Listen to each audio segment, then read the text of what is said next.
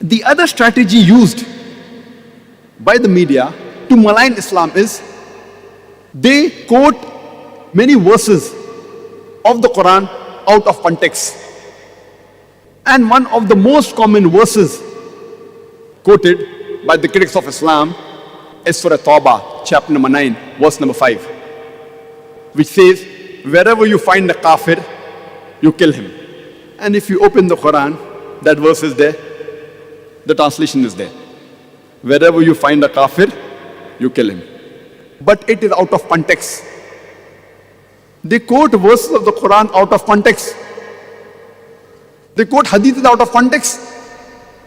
The context is when we start a few verses before, it's mentioned that there was a peace treaty between the Muslims and the mushriks of Makkah.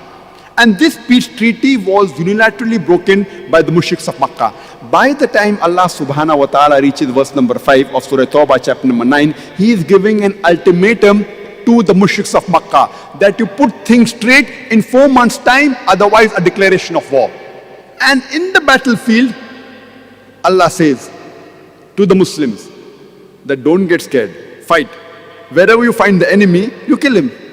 Now any army general, to boost up the morale of his soldiers, he will but naturally say that wherever you find the enemy, you kill him. He will not say that wherever you find the enemy, be killed. So this is in context in the battlefield. In the battlefield, Allah subhanahu wa ta'ala is telling, wherever you find the kafir, the enemy is attacking you, don't get scared, fight and kill them wherever you find them. Imagine today, if there's a war going on between America and Vietnam, and the American president says, in the battlefield, he is boosting the morale of the American soldiers, or the Army General of America says that wherever you find a Vietnamese, you kill him. It's in context. But if I quote out of context and say today the American president is saying that wherever you find a Vietnamese, kill him, I will make him sound like a butcher. It is out of context. And throughout the world, either they put a full stop or they jump to the next verse. And Arun Shuri, who is one of the staunchest critics of India where I come from, he writes in his book, The World of Fatwas. After quoting verse number 5 of Surah Tawbah, he jumps on to verse number 7. You know why? Because verse number 6 has the reply to his problem. Verse number 6 of Surah Tawbah says that if the kafir, if the enemy seek asylum, don't just let them go. It says escort him to a place of security so that he may hear the word of Allah. The most merciful army general today in the battlefield will say, if the enemy wants to go, just let him go.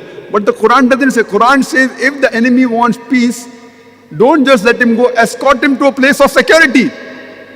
And all the verses, almost all the verses, if you read in the Quran, which talk about fighting, mostly in the battlefield, or against oppression, against tyranny, the next verse that follows is peace is better.